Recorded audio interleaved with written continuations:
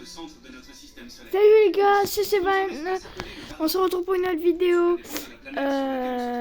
On va prendre la Terre et le Soleil dans cette vidéo. J'espère que vous allez aimer. Sur Terre, le vrai centre du système solaire est le Soleil, mais pas le centre de celui-ci. En ce qui concerne Jupiter, le barycentre est en fait à l'extérieur de la surface du Soleil. Jupiter est 318 fois plus grande que la Terre. L'équilibre est donc différent. Les planètes ne tournent pas vraiment autour du Soleil, mais autour de leur centre de masse commun. Imagine que tu tiens un crayon en équilibre sur le bout de ton doigt. Tu dois le placer en plein centre pour qu'il ne bascule pas de chaque côté. Comme la masse du crayon est répartie de manière égale, le tout s'équilibre de cette manière. Surtout dans l'espace. Mais essaie de faire tenir un marteau en équilibre sur le bout de ton pied. Il y a de fortes chances que tu repartes avec un orteil cassé. Son vrai barycentre est plus proche de la tête du marteau plutôt que du centre réel où tu le tiens. Le barycentre de la Terre et du Soleil est comme ce marteau. Le centre de masse est plus ou moins au centre de l'objet. En réalité, si le Soleil devait tourner autour de la Terre, notre petite planète bleue devrait être aussi grosse que le Soleil, voire plus. Nous ne pouvons pas ignorer les autres planètes de notre système solaire, ce qui signifie qu'elles doivent toutes tourner autour de nous également. Mais dans les temps anciens, les esprits brillants ont toujours pensé que tout tournait autour de la Terre. Ils appelaient cela le système géocentrique. Et cela avait du sens pour eux, car ils avaient l'impression que tout ce qui était au-dessus d'eux tournait autour d'eux. Le Soleil et la Lune ont joué des rôles essentiels dans l'histoire de l'humanité. Et ce n'est que bien plus tard que nous nous sommes sentis insignifiants dans l'univers. Dans la Grèce antique et au Moyen-Âge, les grands esprits utilisaient le système géocentrique pour étudier l'espace. Ce n'est qu'au XVIe siècle que le modèle a changé. À cette époque, on ne pouvait même pas imaginer que tout tournait autour du Soleil. Et ils n'avaient évidemment pas les connaissances scientifiques pour confirmer tout cela. Mais la Terre ne peut pas être le centre du système solaire car elle n'est pas assez grande pour ce rôle. Pour que les conditions conviennent à cette énorme taille, la vie aurait dû évoluer différemment. Nous serions probablement moins dépendants de l'oxygène. Certains animaux, comme les baleines et les dauphins, peuvent rester des heures sans prendre une seule respiration. Ils peuvent même dormir sous l'eau. Ainsi, les humains de la Terre de la taille du Soleil auraient eu des poumons adaptés et n'auraient pas eu besoin de prendre de l'air en permanence. Cela signifie que la vie végétale serait limitée, avec seulement quelques arbustes ici et là. Il y a des trillions d'arbres dans le monde, mais les principaux responsables de la production d'oxygène sont les algues des océans. Avec l'immensité des océans et des mers, les algues qui se trouvent au sommet pompent l'air que nous respirons. L'oxygène ne serait pas aussi abondant sur cette planète, mais nos mécanismes de respiration pourraient s'appuyer sur le dioxyde de carbone, un autre gaz communément trouvé sur d'autres planètes. Si la planète est très chaude, l'eau est rare. Nous n'en trouverions que sur certaines parties de la planète, comme les sommets des montagnes.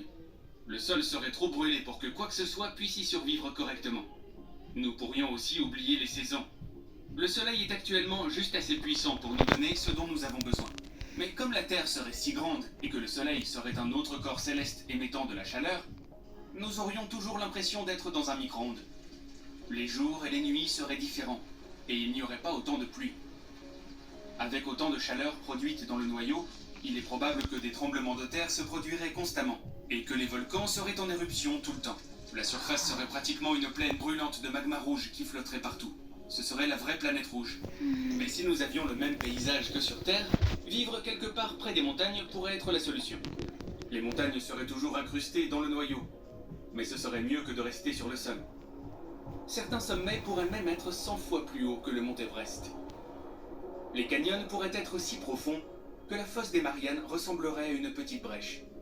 Les animaux auraient également un comportement et une apparence différents. Les animaux à sang froid devraient absorber le moins de soleil possible pour ne pas brûler. Les animaux devraient compter sur la migration pour trouver de l'eau dans des terres lointaines. Les oiseaux devraient voler sur des centaines de kilomètres pendant la saison de migration, et nous verrions probablement certains d'entre eux filer à toute vitesse dans les airs.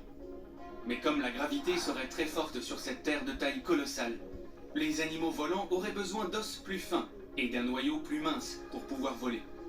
Les véritables survivants seraient les micro-organismes. Ils peuvent vivre dans des températures et des pressions extrêmes et peuvent résister sans oxygène pendant un bon moment. Les nuits seraient sombres car il n'y aurait pas de lune pour refléter la lumière du soleil. La lune se trouverait très probablement du côté opposé à celui où brille le soleil. Elle serait donc pour toujours une boule qui flotte dans le ciel. La vitesse de rotation de la Terre est la plus rapide à l'équateur. Donc, si toutes les planètes et le Soleil tournaient autour de nous, notre rotation ne serait pas si importante. Logiquement, les nouveaux cycles météorologiques ne seraient pas bons pour les cultures. Les humains auraient évolué différemment de ce qu'ils sont maintenant. Nous serions probablement plus petits et plus trapus, car la gravité serait très forte.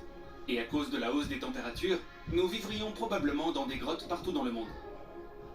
Les plus forts auraient migré vers les montagnes. Nous aurions probablement suivi la même évolution que maintenant. Mais d'autres caractéristiques physiques pourraient être différentes. Notre pigmentation serait probablement différente pour combattre la chaleur.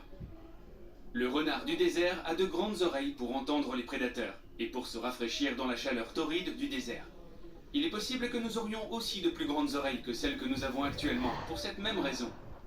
Nous serions beaucoup plus forts que nous ne le sommes actuellement, et nos os seraient épais et difficiles à briser.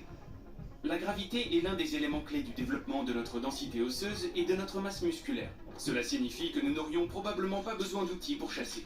Cela aurait retardé l'âge du bronze et la civilisation moderne telle que nous la connaissons. Avec peu de végétation, se tenir debout ne serait pas si nécessaire pour trouver les prédateurs autour de nous.